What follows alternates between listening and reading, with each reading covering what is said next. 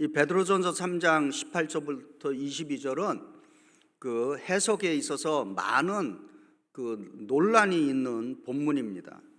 그래서 베드로전서 18장 22절에 나오는 그 말씀, 그 단어 하나하나를 좀 실제적으로 해결하면은 좀 얼마나 좋겠습니까마는, 우리에게 더 중요한 것은 이 베드로 서신을 읽고 있는 그 최초의 기독교인들의 상황을 알고, 그리고 오늘 예수를 믿는 우리에게 좀 적용하는 것이 더 중요하다라고 봅니다.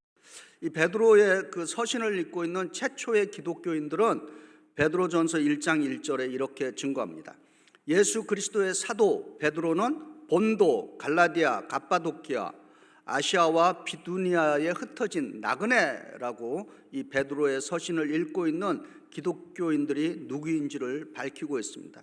지금 여기서 등장하는 본도, 갈라디아, 갑바도키아, 아시아와 비두니아에 흩어진 나그네 그랬는데, 이 지역이 오늘날로 말하면은 터키 지역에 터키라고 하는 그 지역에 해당되는 곳입니다.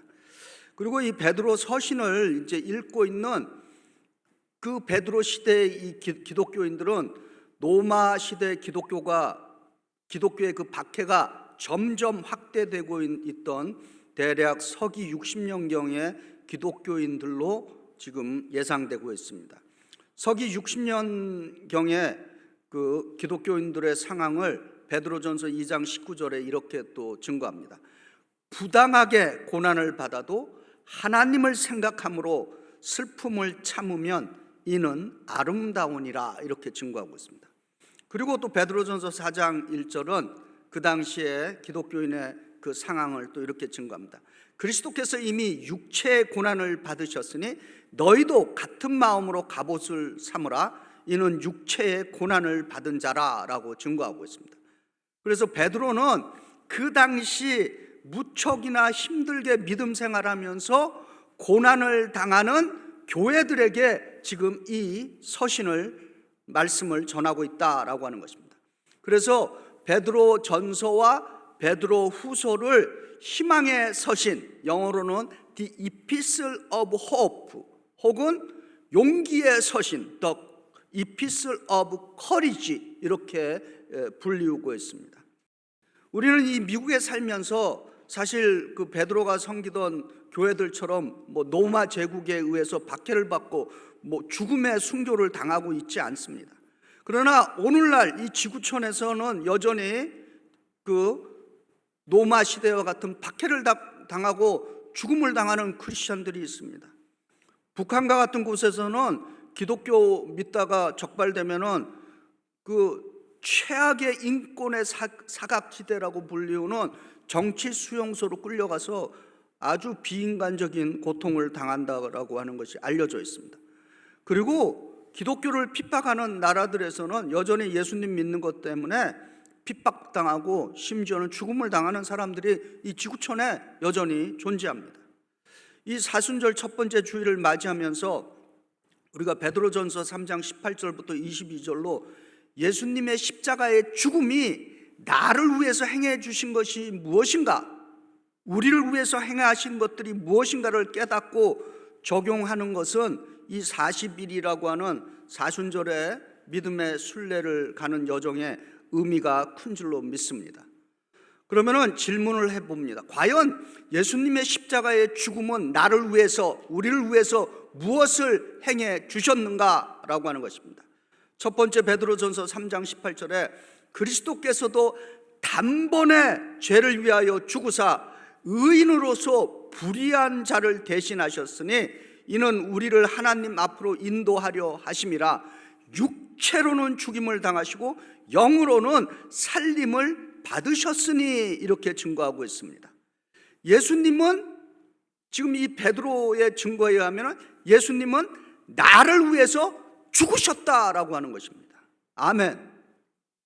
어떻게 예수님은 나의 죄를 위해서 죽으셨는가? 베드로는 이렇게 증거합니다. 그리스도께서 단번에 once for all 죄를 위하여 죽으셨다, 이렇게 증거하고 있습니다. 그래서 히브리서 7장 27절은 그는 저 대제사장들이 먼저 자기 죄를 위하고 다음에 백성의 죄를 위하여 날마다 제사 드리는 것과 같이 할 필요가 없으니 이는 예수가 단번에 자기를 드려 이루셨습니다. 아멘. 그리고 히브리서 9장 28절은 이와 같이 그리스도도 많은 사람의 죄를 담당하시려고 단번에 들이신 바 되셨고 구원에 이르게 하기 위하여 죄와 상관없이 자기를 바라는 자들에게 두 번째 나타나시니라. 아멘. 또 질문을 해봅니다. 예수님은 누구를 위해, 어떤 종류의 사람을 위해 십자가를 지셨는가라고 하는 것입니다. 오늘 본문이 예수님은 의인으로서 불의한 자, 나를 대신해서 불의한 우리를 대신해서 죽으셨다, 이렇게 증거하고 있습니다. 이사야 예언자는 예수님의 죽음에 대해서 이사야 53장 4절과 5절에 증거하고 있습니다. 여러분, 우리 교회 옆 배너가 지금 증거하는 말씀인 것입니다. 이사야 53장 4절과 5절에 이렇게 증거합니다. 그는 실로 우리의 질고를 지고 우리의 슬픔을 당하였거늘 우리는 생각하기를 그는 징벌을 받아 하나님께 맞으며 고난을 당한다 하였노라. 그가 찔림은 우리의 허물 때문이요 그가 상함은 우리의 죄악 때문이라. 그가 징계를 받음으로 우리는 평화를 누리고 그가 채찍에 맞음으로 우리는 나음을 받았도다. 아멘. 예수님의 십자가의 죽음은 나의 죄, 우리의 죄를 대신해서 죽으셨다라고 하는 말씀인 것입니다. 예수님이 나의 죄, 우리의 죄를 대신해서 죽으셨다라고 하는 것을 성경의 용어로 대속의 죽음이다, 이렇게 표현하고 있습니다.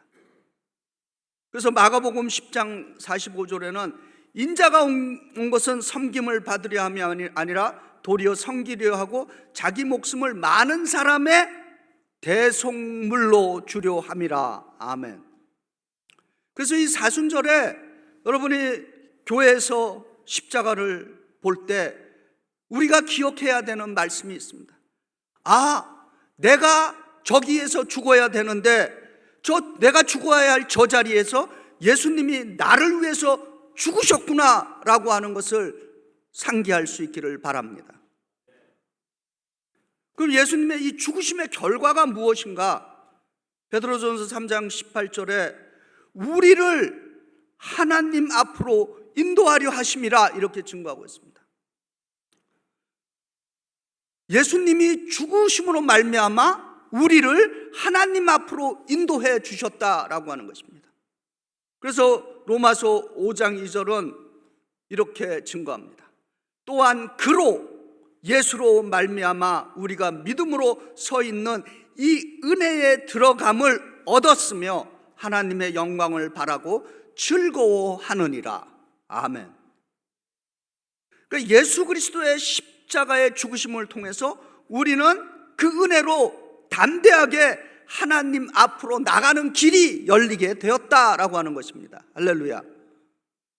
예수 믿으면서 이런 말씀을 깨달을 때 은혜가 되는 것입니다. 지금 이 말씀이 성령의 도우심으로 우리에게 깨달음을 주시기를 기도합니다.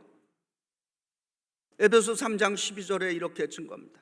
우리가 그 안에서 그를 믿음으로 말미암음과 담대함과 확신을 가지고 하나님께 나아감을 얻었느니라. 아멘. 그래서 우리는 예수 그리스도의 십자가를 통해서 하나님께 접근할 수 있음에 진실로 감사드려야 할 줄 믿습니다. 예수님의 십자가의 죽음, 나를 위해서 무엇을 해주셨는가? 두 번째입니다. 베드로전서 3장 19절과 20절에 그가 또한 영으로 가서 옥에 있는 영들에게 선포하시느니라. 그들은 전에 노아의 날 방주를 준비할 동안 하나님이 오래 참고 기다리실 때 복종하지 아니하던 자들이라. 방주에서 물로 말미암아 구원을 얻은 자가 몇 명뿐이니 겨우 8명이라. 아멘. 베드로전서 3장 19절에서 그가 또한 영으로 가서 옥에 있는 영들에게 선포하시니라 라고 하는 이 구절은 이 신약 성경 전체에서 가장 논란이 많은 그 구절 중에 하나로 꼽히고 있습니다. 로마 캐톨릭은 이 구절에서 연옥소를 적용시키고 있습니다. 그러나 우리 개신교인들은 이 구조를 통해서 연옥소를 적용하는 것을 믿지도 않고 인정하지 않는 것입니다. 오늘 이 말씀 준비하면서 이 특별한 구절에 대해서 우리 기독교의 역사를 통해서 그 전통적으로 얼마나 많은 해석을 이 구절을 갖고서 했는지를 보고 참 놀랐습니다. 현대 돌아가신 분인데 성경 주석가 중에 그 윌리엄 바클리라고 하는 분이 있습니다. 근데 이분도 이 구절을 해석하는데 그 자기 책에 여러 장을 거기에다가 할애하고 있습니다. 근데 저희는 뭐 그렇게 복잡하게 할 이유는 없다고 보고 있습니다. 근데 베드로는 이 구절을 베드로전서도 4장 6절에 또 이렇게 반복하고 있습니다. 이를 위하여 죽은 자들에게 복음이 전파되었으니 이는 육체로는 사람으로 심판을 받으나 영으로는 하나님을 따라 살게 함이라 이렇게 증거하고 있습니다. 죽은 자들에게도 복음이 전파되었다. 우리가 고백하는 그 매 주일마다 사도신경을 고백합니다. 그 사도신경 가운데 장사된 지 이런 고백을 하잖아요. 근데 오래된 그 번역 사도신경에는 영어 번역입니다. He descended into hell 이렇게 번역을 했어요. 예수가 지옥으로 내려가셨다는 거 이렇게 번역했어요. 장사되시어 지옥으로 내려가셨다. 근데 사실은 원어로 보면은 헬이 아니라 하데스라는 말은 여러분이 성경에서 보셨을 거예요. 근데 사실 지옥, 헬이라는 말과 하데스는 차이가 있죠. 하데스는 지옥이 아니라 우리말에 음부로 번역을 했습니다. 그리고 구약에서는 이 구절을 수월이라고 번역을 했습니다. 그 하데스와 수월은 미닝이 같은 의미로 사용할 수 있습니다. 그것이 도대체 무슨 의미인가? 음부와 구약의 수월은 모든 죽은 자가 가서 거하는 곳이고 거기서 최후의 심판을 기다립니다.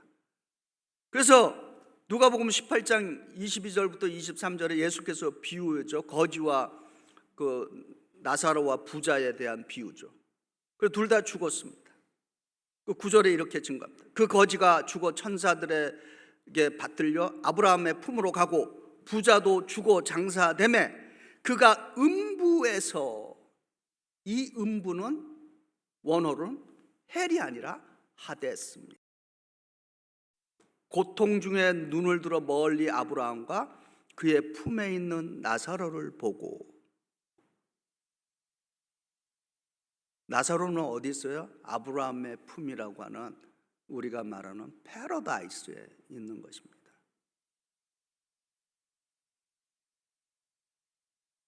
이제 또 그가 또 한 영으로 가서 옥에 있는 영들에게 선포하시니라. 이 구절도 굉장히 우리 기독교 역사에서 많은 해석을 가하는 부분입니다. 근데 제가 개인적으로 많은 해석들 가운데 그래도 좀 마음에 와닿는 것은 이것입니다. 그가 또 한 영으로 가서 옥에 있는 영들에게 선포하셨다. 예수님의 은혜가 영과 육의 영역인 우주 전체에 쫙 미치고 있다라고 하는 것입니다. 그래서 에베소서 3장 19절에는 이렇게 증거합니다. 그 너비와 길이와 높이와 깊이가 어떠함을 깨달아 하나님의 모든 충만한 것으로 너희에게 충만하기를 간구하노라. 아멘. 그러니까 옥에 있는 영들에게 선포하시니라. 이 옥에 있는 영들, 이것을 또 어떻게 해석을 했냐면은, 이 땅에서 살다가 죽었지만은 지금 옥에 있는 영들에게 예수께서 가셔서 제2의 세컨 찬스를 주셨다라고 이렇게 해석을 하고 있습니다. 이런 해석도 있습니다. 그런데 이 해석은 히브리서 9장 27절에 비추어서 이 해석을 들여다보면은 맞는 해석이 아니라고 봅니다. 왜 그런가? 히브리서 9장 27절에는 한 번 죽는 것은 사람에게 정해진 것이요 그 후에는 심판이 있으리니. 아멘. 그러니까 우리가 예수님을 구세주로 영접하고 예수님을 따르기로 결단하는 기회는 죽어서도 생기는 것이 아니라 이 땅에 살아있는 동안에 딱 한 번 주어지는 기회일 뿐이다 라고 하는 것입니다. 그래서 옥에 있는 영들에게 선포하셨다. 그래서 이 땅에서 살다가 죽어서 옥에 갇히면 주께서 오셔서 한 번 더 기회를 그렇게 해석해서는 안 된다라고 하는 것이죠. 그러면은 옥에 있는 영들에게 선포했다라고 했는데 도대체 옥에 있는 영들 누구냐라고 하는 것입니다. 옥에 있는 영들은 복종하지 아니한 자들이라고 증거하죠. 다시 말해서 타락한 천사들, 귀신들, 악한 영에게 예수께서 옥에 있는 영들에게, 갇혀 있는 영들에게 십자가의 승리를 선포한 것이다, 이렇게 해석할 수 있다라고 하는 것입니다.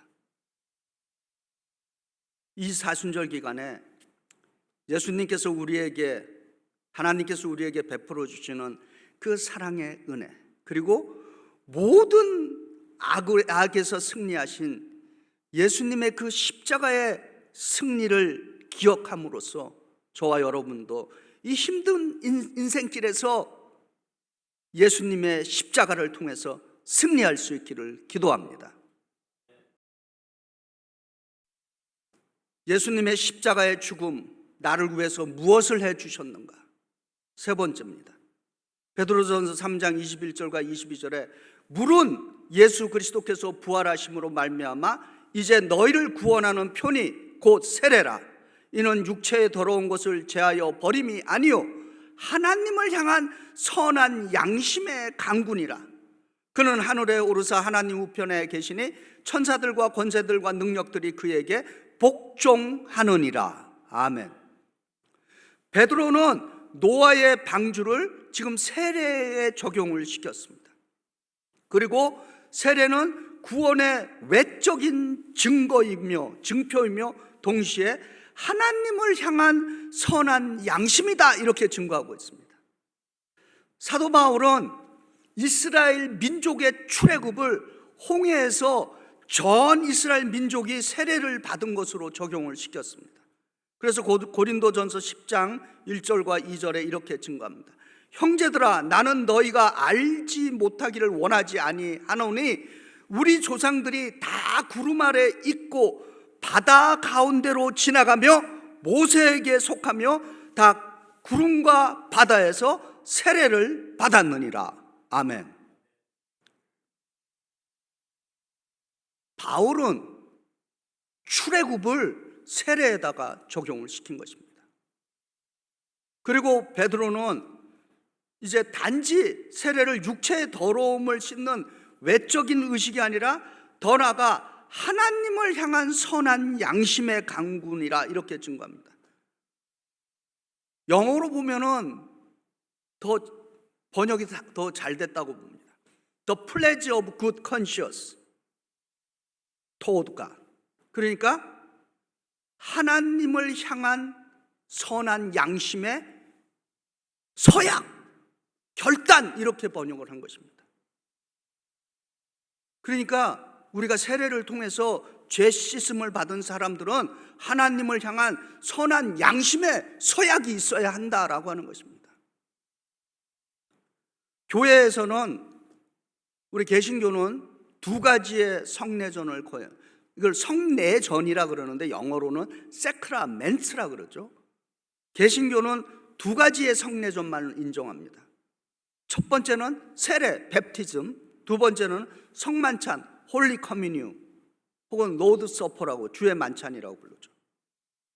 근데 이 성례전, 세크라멘트라고 하는 이 단어는 무슨 뜻이냐면은, 한 군인이 군에 입대하기 위해서 나는 내가 몸담는 군에 충성을 다하겠다, 이런 서약이 있는 그 뜻에서 세크라멘트라고 하는 단어가 나온 것입니다. 그래서 우리들의 선한 양심의 서약은 예수 그리스도를 통해서 하나님과 신비한 교제를 하며 하나님의 목적을 위해서 살겠다라고 하는 결단이 있어야 되는 것입니다. 할렐루야. 이 사순절에 우리는 세례를 통해서, 우리가 받은 세례를 통해서 우리가 예수 그리스도로 말미암아 죄 씻음을 받았음을 기억하는 것뿐만 아니라 성령의 도우심으로 나는 예수 그리스도의 충성스러운 제자가 되겠다라고 하는 또 한 번의 서약을 하는 기간이 되시기를 바랍니다. 예수 그리스도는 십자가의 죽음으로 나를 위해서 무엇을 행해 주셨는가? 예수님은 나의 죄를 위해서 죽으셨다라고 하는 것을 깨달으시기 바랍니다. 예수님의 십자가를 통해서 우리에게 베풀어 주시는 그 사랑과 은혜와, 그리고 모든 악의 세력으로부터 승리하신 예수님의 십자가의 승리를 기억하시기 바랍니다. 세례를 통해서 우리가 예수 그리스도로 말미암아 죄 씻음을 받았음을 기억하고 성령의 도우심으로 우리 주 예수 그리스도의 충성스러운 제자로 살겠다라고 하는 서약이 있으시기를 바랍니다. 우리 주 예수 그리스도의 이 십자가의 대속적인 죽으심으로 행해 주신 은혜에 감사드리며 충성스럽고 신실한 그리스도의 제자로 살아갈 수 있기를 주의 이름으로 축원드립니다.